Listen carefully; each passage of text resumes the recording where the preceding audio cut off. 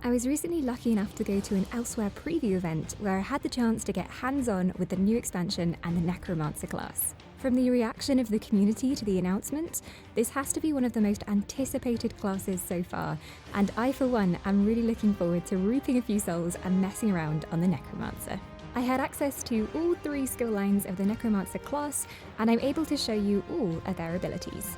So one of the first things I did in the demo was that I fully went through the skill lines so that you could see everything. Please do keep in mind though that this was a very early preview, and it's likely that a few things will change between now and the actual launch. The Necromancer has 3 skill lines, just like we thought before, one that focuses on damage, one that focuses on tanking, and one that focuses on healing. The first skill line is Gravelord, which is a damage-focused line. The Gravelord uses decay and soul siphoning attacks, as well as summoning minions to do their bidding. Let's have a look at all of their abilities. First off, their ultimate ability, the Frozen Colossus. Unleash a frostbitten flesh colossus to pulverize enemies in the area. The Colossus smashes the ground 3 times, dealing frost damage with each smash. Each smash applies major vulnerability to any enemy hit for 3 seconds, increasing their damage taken by 30%.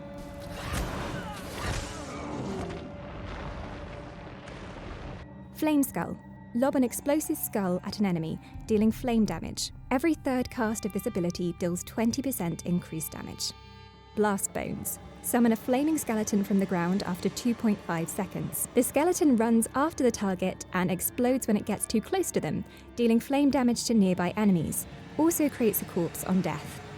Boneyard. Desecrate the ground at the target location, dealing frost damage over 10 seconds. An ally standing in the graveyard can activate Grave Robber Synergy, dealing frost damage to enemies in the area and healing you for the damage done.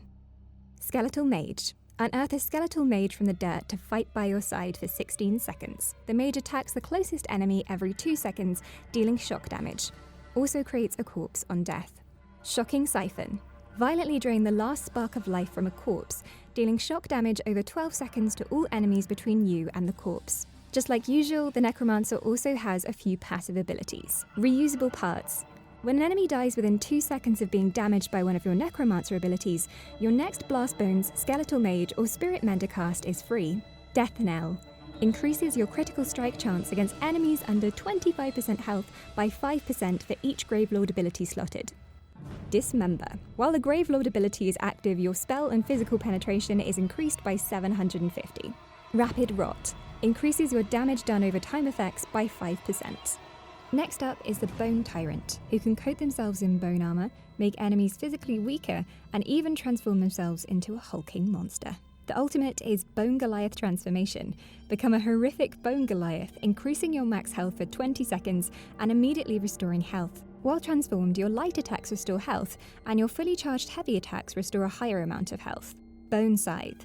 Slice into your enemy's life force, dealing magic damage. You heal for 25% of your maximum health for the first enemy hit, and an additional 3% of your maximum health for each additional enemy hit, up to an additional 5 enemies. Bone Armor. Wrap yourself in hardened bone, gaining major resolve and major ward, increasing your physical resistance and spell resistance for 18 seconds. Creates a corpse when the effect completes. Curing Cadaver. Sap the lingering life from fresh corpses, healing you and granting an extra 75 health gain per additional corpse. Bone Totem. Place a totem of bone at your feet that gives minor protection to you and your allies for 8 seconds, reducing your damage taken. After 2 seconds, the totem instills fear in enemies, holding them in place for an additional 4 seconds. Grave Grasp. Summon 3 patches of skeletal claws from the ground in front of you, snaring enemies by 50% for 5 seconds, and inflicting minor maim for 5 seconds. Reduces their damage done by 15%. And the passive abilities are Death Gleaning. Whenever an enemy you're in combat with dies within 28 meters of you, restore magicka and stamina. This effect can occur once every 2 seconds. Disdain Harm. Reduce the damage you take from damage over time abilities by 5% while you have a Bone Tyrant ability active. Health Avarice. Increases your healing received by 1% for each Bone Tyrant ability slotted. Last Gasp. Increases your maximum health. Lastly, we have the Living Death skill line, for the discerning Necromancer who wants not only to create piles of bodies, but also help their friends. Their ultimate is Reanimate, which allows them to bring allies back from the brink of death, resurrecting up to 3 allies at the target location. Render Flesh. Sacrifice your own power to repair damaged flesh, healing you or an ally in front of you, but applying a minor defile to yourself for 4 seconds, reducing your healing received and health recovery by 15%. Expunge. Embrace the power of death, removing up to 3 negative effects from yourself and restoring magicka or stamina over 5 seconds, whichever maximum is higher. Life amid death.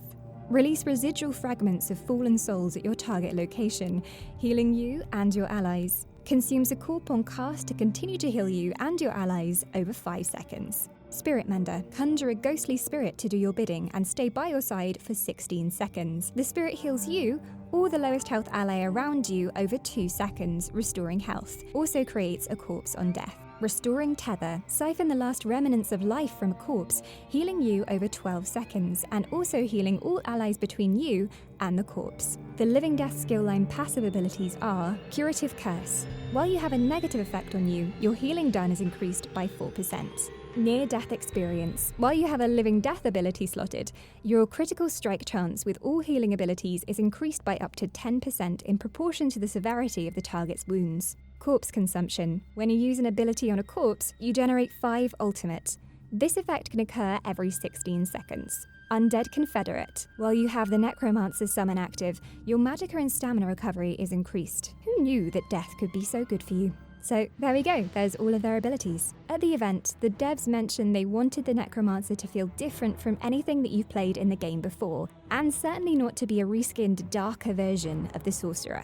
This is something that I was worried about personally, because for me, thinking about a Necromancer, I do think of it as just an edgier version of the Sorcerer, which is already in the game. But in the Elder Scrolls lore, Necromancers are vastly different from just your average Sorcerer. They are of course able to reanimate dead corpses, as you'd expect, but what I love about the Necro is also how it's about siphoning and imbuing soul energy into effects. Being a Necro is much more about managing and cycling the creation and consumption of bodies, rather than just letting them stack up. While they do summon creatures like the other classes we've seen before, the short time you spend with them really reflects the attitude of the Necromancer. They're there to be used, and then will be discarded with.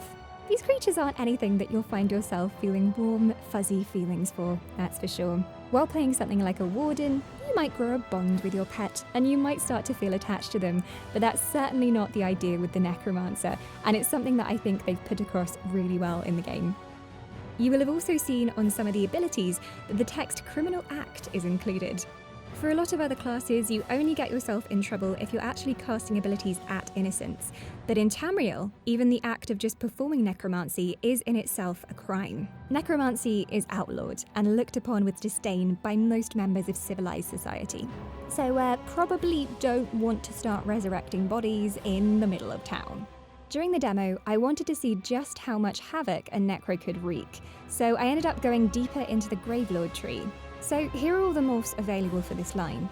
Your choices with Flame Skull are between poison damage over time or multiple target damage. Venom Skull converts into a stamina ability and deals poison damage. Also, casting any Necromancer ability counts towards the third cast with this morph. Ricochet Skull is your other choice, and means that the third cast of the skull will bounce to other nearby enemies. Blast Bones also has a slightly similar morph. Blighted Blast Bones converts into a stamina ability and deals disease-based damage, reducing the healing received on enemies hit. Whereas Stalking Blast Bones deals more damage the longer it chases the targets. Boneyard gives you a choice between Ad Control or Resource, with Unnerving Boneyard reducing the resistances of enemies in the area, and Avid Boneyard meaning that you can now use your own synergy. Your Skeletal Mage can now either be a Skeleton Archer, converting it into a stamina ability and dealing physical damage. It will also deal more damage with each attack. Or it can be an Exploding Mage that deals damage around it when it completes. Lastly, Shocking Siphon converts to Mystic Siphon, which restores magicka while siphoning the corpse, or to Detonating Siphon, which converts it into a stamina ability that deals physical damage and causes the corpse to explode at the end of the siphon, dealing even more damage. So far, the Necromancer is looking really unique, and it's certainly looking like it's going to be strong in any kind of role that you want to play.